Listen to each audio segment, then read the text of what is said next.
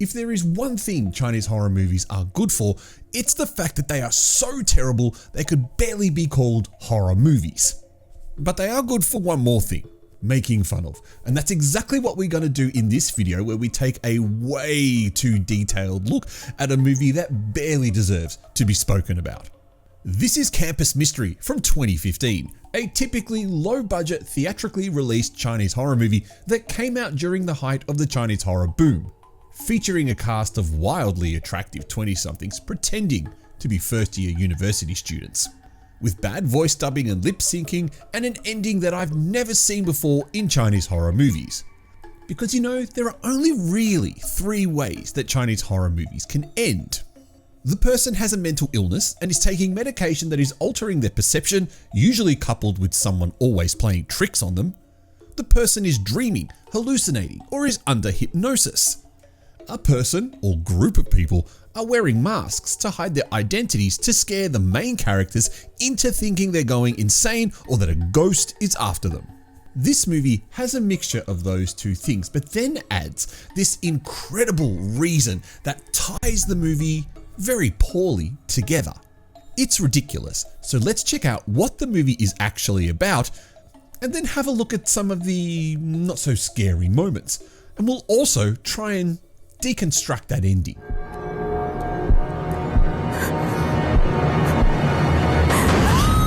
This is Chinese Horror Movies Explained, and this is Campus Mystery. This movie is about a girl called Song Duo, a first-year psychology student who's also a member of some kind of horror club, even though she's utterly terrified of anything even remotely scary. So her membership of this club makes very little sense. The club meets frequently to discuss horror topics and to go on treasure hunts of the abandoned building on their campus to look for trinkets. The reason the building is abandoned, even though it's still stocked with medical props in between all the graffiti, is because it's rumoured that a female senior killed herself there. Duo has a reoccurring dream, told strangely in the third person, which is a red herring meant to indicate that she's not a participant of the activities that occur. In this dream, she witnesses 4 masked people. The assumption is they're all female, sitting around a table in a hotel room playing the Pen Fairy Ouija board game. And if you've been watching the videos on my channel for long enough, you know all about the Pen Fairy Ouija board game, don't you? Since it's the summer break, there's no one else on the campus except for every single member of the horror club. Also, even though it's summer break, Duo says she has an exam in 2 weeks' time. She receives a mysterious postcard and then decides she wants to take a short holiday before her exam. But she doesn't want a holiday at the location of the postcard.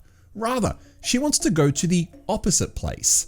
She announces this to the other horror club members, and not only did they decide to tag along with her, but they also managed to convince her to go to a different location. Unbeknownst to Duo, it's the location on the postcard. They arrive at the location, ominously called Demon Island or South Island, and Duo is instantly attacked by a coconut vendor. They check into the only hotel that's still open at the time, and the owner gives them all white masks.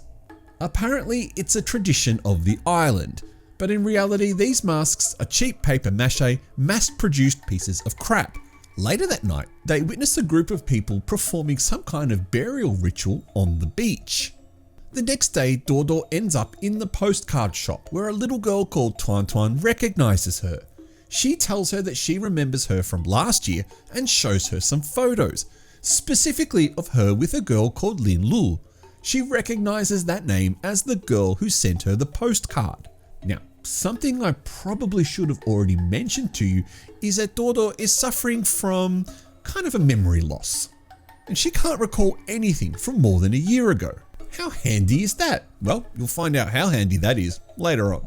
Duo asks the hotel owner if he remembers her, and he's very vague with his answer. So the 4 friends decide to play the Pen Fairy Ouija board game to see if they can find out what's going on with Duo. Hilariously, the group uses a massive oversized novelty pencil to perform this task. The pencil reveals that it's the spirit of Lin Lu, the name that's been terrorizing Duo all movie. And now, parts of Duo's memory slowly start to come back. She remembers she was here at Demon Island a year ago. She remembers meeting a girl called Lin Lu who told her that she was also going to study at the same university. And now we find out that the three people she's on holiday with are somehow this girl's friends and have also brought Dodo to this island to harass her into telling them the truth about what happened to her. That's pretty dumb, right? The best part of this movie, and I use that term very, very loosely, is the reveal of what happened. Dodo and Linlu, along with two other girls, hear a story that there is buried treasure on the island. So before they all split and go their merry ways, they decide they will go for a hike in the mountains to find it. How ridiculous, right? Well, it gets better. On this glorious expedition, they uncover a tiny field of barely growing plants. These plants are drugs. And the fiendish criminal masterminds behind this pathetic looking crop will do anything to protect it. One by one, all the girls are killed, with Dodo ending up being hit by a car. We then see a man on a trawler dumping the bodies into the water, but we can see that Dodo is still alive. The guy selling coconuts can also see this, and he dives into the water to save her, even though she was awake and could have swum herself. But let's ignore that plot hole for the sake of this movie.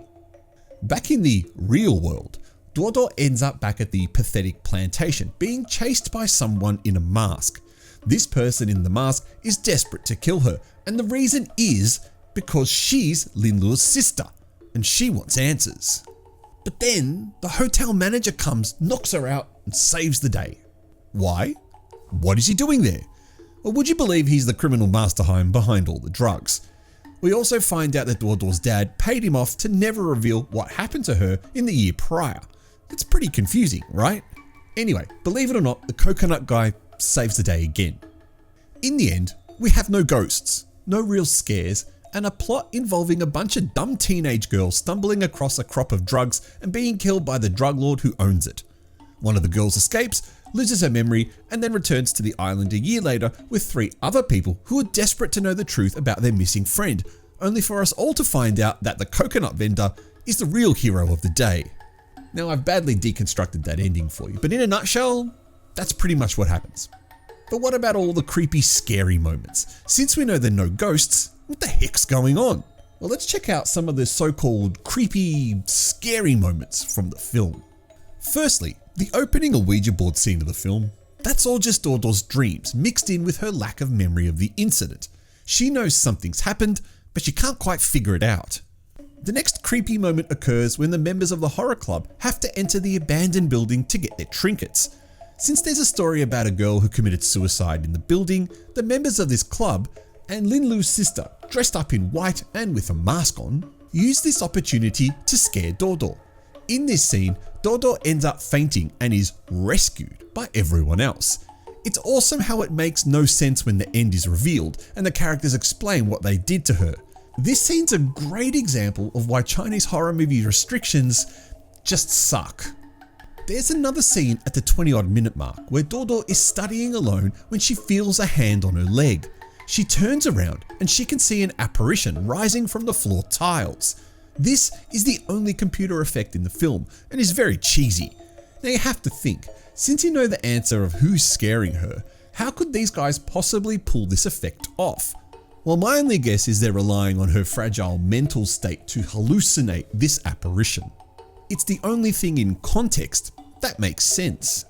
The next scare isn't a scare, but backs up the fragile mental state angle when Dodo enters the hotel room and sees the table. She instantly has a flashback to 4 people playing the Pen Fairy Ouija board game.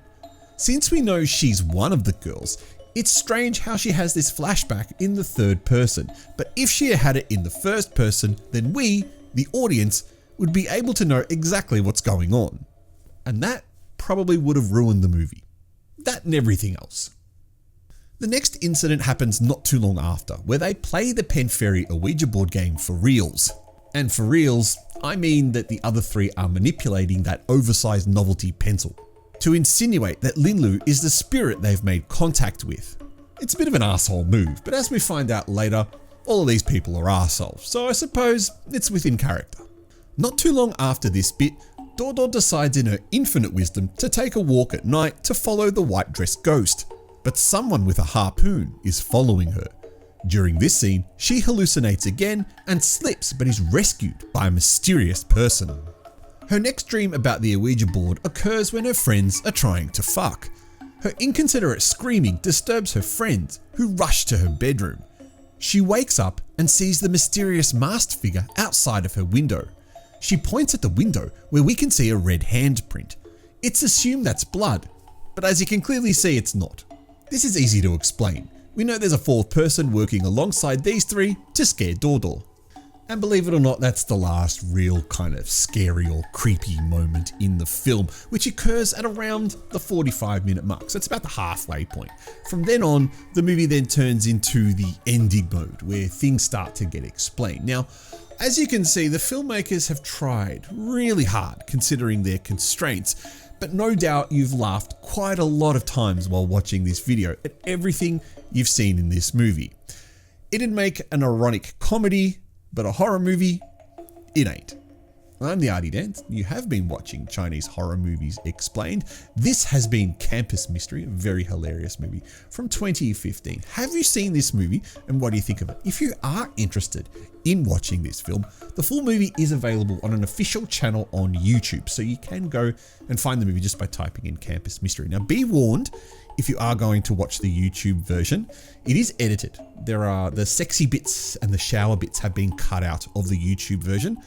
And the subtitles are really, well, they're pretty craptacular. So you kind of have to read the subtitle and kind of imagine what they're actually really saying. But it's good enough for you to actually follow along. Anyway, leave a comment below. Let me know what you think of it. Like, subscribe, all that other jazz. And it's been great doing another one of these Chinese horror movie explained videos. And I'll catch you next time.